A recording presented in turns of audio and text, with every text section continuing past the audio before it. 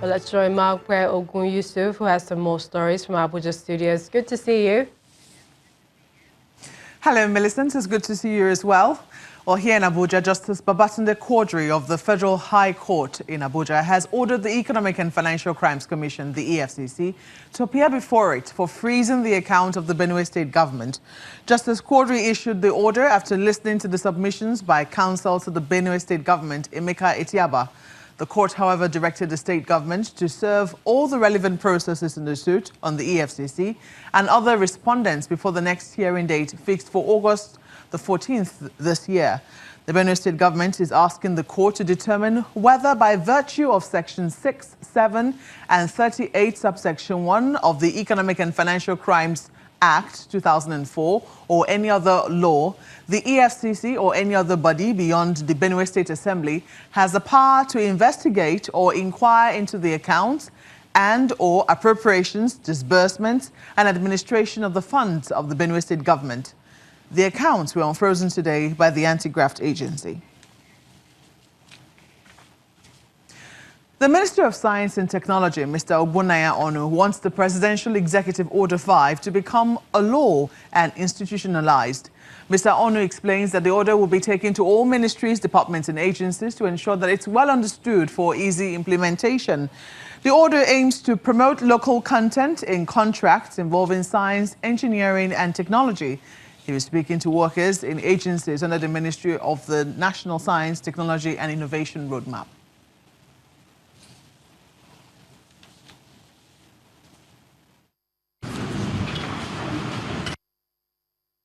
I want you to pick a copy of that executive order and read it.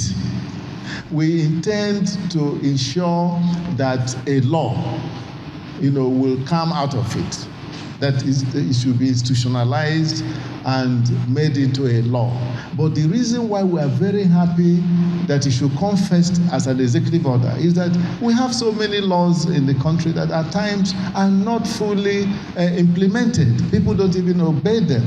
So we think that right now that it's an executive order, we will make sure that we bring it to the attention of all Nigerians, all the affected MDAs, ministries, departments, and agencies, so that the implementation can start.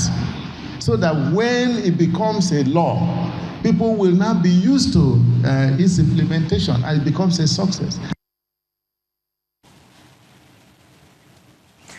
Now, the federal government has restated its commitment to the fight against human trafficking. The Minister of Foreign Affairs, Mr. Jeffrey Onyema, gave this assurance at a news conference where a lady trafficked to Saudi Arabia was shown to journalists. Mr. Onyema describes the scourge in cases of human trafficking as alarming, but said government is doing all it can to stem the tide through collaboration with foreign embassies and government agencies. Everything was processed and I got into Saudi with the hope of going to be a sales agent there. So when I got to Saudi, it was a different thing entirely.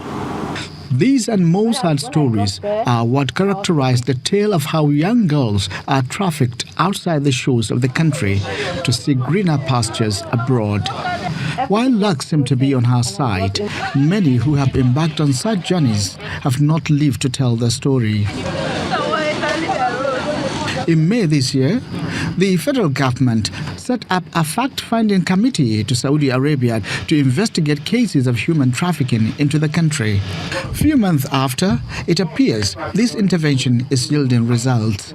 We've just sent a team to Saudi Arabia that has just returned some time ago, and the report has just been prepared. And we see that this is a real scourge that is all too pervasive now in our society. There are lots of Nigerian girls that are stranded in Saudi as I speak, under slave-like conditions in people's homes. Most of them are raped. Most of them are made to work 18 hours out of 24 hours, to sleep in very poor conditions, and they are not paid what the fraudulent travel agencies promised that they were going to be paid. Cases of human trafficking have left the government with the alternative of how to check the growing menace. But while they are at it, they, however, caution Nigerians to be wary of persons who come with juicy offers to take them abroad for a better life. A really disturbing trend indeed. Well, that's all we have from Abuja. It's back to you, Millicent. Thank you, Margaret. Anambra State Governor Willie Obiano has unveiled a new initiative tagged One Youth, One Skill to draw attention to the numerous potential of youths of the state, which must be fully developed towards a better society. Well, the launch of the initiative took place during the 2018 International Youth Day at Dr. Alex Ekweme Square, Oka, the Anambra State capital.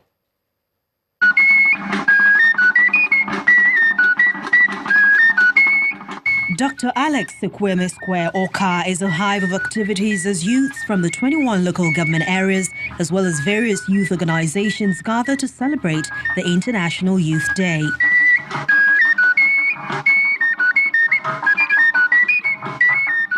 Here to celebrate with them is the Anambra State Governor, Willie Obiano, whose presence is heartily cheered.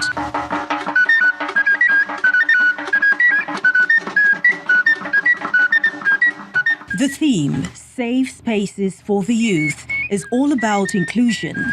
And as the State Commissioner for Youth and Creative Economy puts it, inclusion of youth has broken digital entrepreneurship and skills acquisition. The youth play a very crucial role in the growth and development of any state and need a safe spaces where their talents, abilities, potentials, skills can be effectively harnessed and utilized. Governor Willie Obiano mounts the stage and reels out efforts his administration has made to better the lot of the youth in the state. He also harps on entrepreneurship, skills acquisition, and self-development. We have created a Youth Entrepreneurship and Creative Economic Council that will evaluate and direct the creative energies of our youth to eliminate unemployment in the next 4 years. This is one of the ways we have ensured that Nigerian youths are given enough opportunities to live a productive life. Now he's going to be flagging off. Thereafter, the governor launches the One Youth, One Skill banner to promote the Youth Week in the state. One Youth, One Skill is consistent with the promise we made about ensuring that a large number of youths in Anambra State are trained over the next 3 years plus to acquire very good skills that is going to lead them through life. And on this note, I declare the Youth Week open. Thank you, everybody. Thank you. Youths are described as leaders of tomorrow, and Anambra State, from all indications, is taking that saying with more than a pinch of salt. Elsewhere, Friesland Campina Wamco Nigeria has announced the scale-up of its Pt.3 Drink, Move, Be Strong preschool program. At the launch in Lagos, the Corporate Affairs Director of the dairy company says it is taking the campaign to 8 new states as part of its goal of fighting malnutrition while promoting healthy eating and active lifestyle in children aged 4 to 6.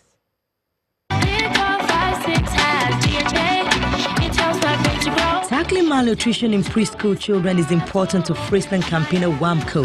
At this occasion, the dairy company announces a scale-up of its Drink, Move, Be Strong preschool campaign, which had its pilot last year. The purpose of this program is to draw parallel between a life-changing behavior and nutrition. Of course, these two are quite important because then, like I mentioned earlier, they do help to set the right foundation for the future.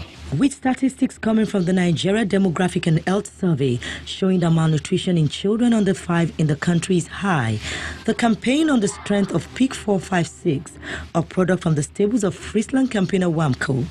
The company says it's seeking to spread the message of exercise and good nutrition.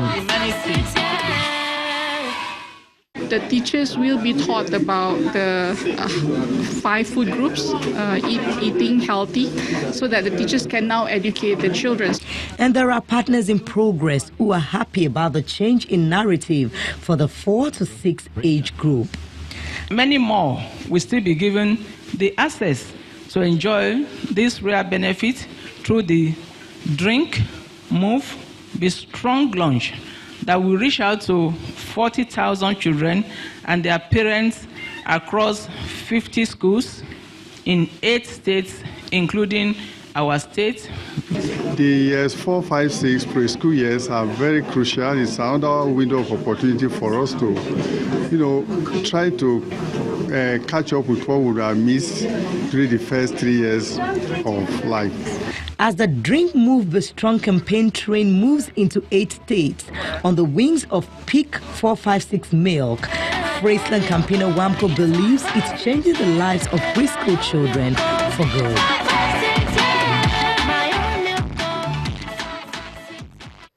Well, let's bring you some business news. Here's Anne Wilder.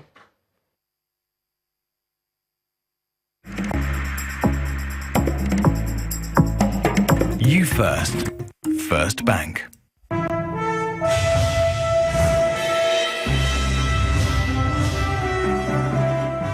Thanks a lot, Millicent. The Securities and Exchange Commission's Capital Market Committee wants a Financial Technology Subcommittee to be set up. It's the second quarterly forum today in Abuja, and the Executive Director of the Nigerian Stock Exchange, Mrs. Tina Awe, said when the committee is established, it will help develop a regulatory framework to protect the capital market against cyber attacks and ensure digital compliance. The Acting Director General of the Commission, Mrs. Mary Uduk, says that FinTech Nigeria is currently preparing some staff for adoption. The Central Bank of Nigeria has injected $23.25 billion into the interbank foreign exchange market since it commenced its intervention in February last year. Well, according to a survey, the CBN injected $15.04 billion last year and $8 billion in the first 7 months of this year. On Tuesday this week, $210 million was injected. With these various interventions now, the Financial Capital Markets Regulator has now helped ensure exchange rate stability and eliminate pressure on the forex market. UK-based emerging and frontier markets investment firm Duet Private Equity has formally announced the acquisition of majority stake in AJ East Nigeria, which is the sub-Saharan Africa subsidiary of AJ Group and makers of non-alcoholic beverage Big Cola. Duet is now investing a significant share of $50 million in the transaction, which is allocated as growth capital. Proceeds of these investment will be used to accelerate expansion in international territories and increase AJ East's production capacity and volume. Now let's check out oil prices. They have regained some ground after steep losses in the previous sessions on support from renewed U.S. sanctions against Iran. International benchmark Brent crude futures were up 52 cents at $72.30 a barrel, while U.S. crude futures rose 29 cents to $67 a barrel. The ongoing trade war is rattling global markets, and investors say that any slowdown in the world's 2 largest economies will slash demand for commodities and negatively impact the broader global economy. Let's check out Nigeria's equities market. It has shed 21 billion naira as sell pressure extends dominance in today's trading session. For more on these figures, let's join Chimize Obiwago.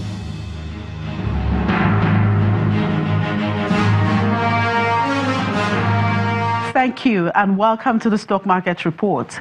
Investors' aversion is still highly evident in the equities market as the benchmark index dips again for the 4th consecutive time this week. The index came down today by 0.19%. Investors' apathy was reflected more in the insurance and the oil and gas sectors. Amongst the 5 major sectors, consumer goods sector was the only gainer, supported by 1.64% gain in international breweries. GT Bank posted its earnings on Wednesday, but that did not have much impact on the banking index today. In fact, the bank share price closed unchanged. Also, newly listed fertilizer company Noterra reported a loss today, but the share price was unchanged. Interestingly, there were some improvement in the transaction volume and value compared to Wednesday's close. As the week gradually draws to a close, analysts expect cautious trading as the absence of a positive one-off catalyst and brewing political concerns continue to cast a shadow on outlook for risky assets. And that was the stock market report. I'm Chimezie Obi Iwago. Back to you now, Anne. Thank you, Chimezie. Amid the escalating trade war between U.S. and China, major global stock markets have closed today's session mixed, with the S&P 500 approaching a new record high. Let's see the numbers for today.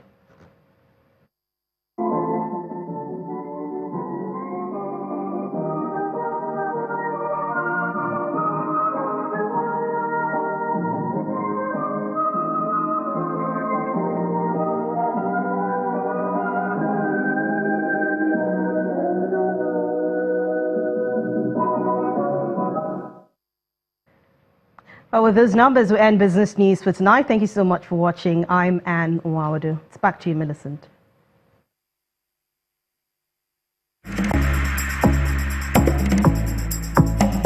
You First. First Bank. Many thanks, Anne. Still ahead on the news at 10, Falconets of Nigeria put their campaign at the FIFA Under-20 Women's World Cup in France back on track after an odd goal win over Haiti.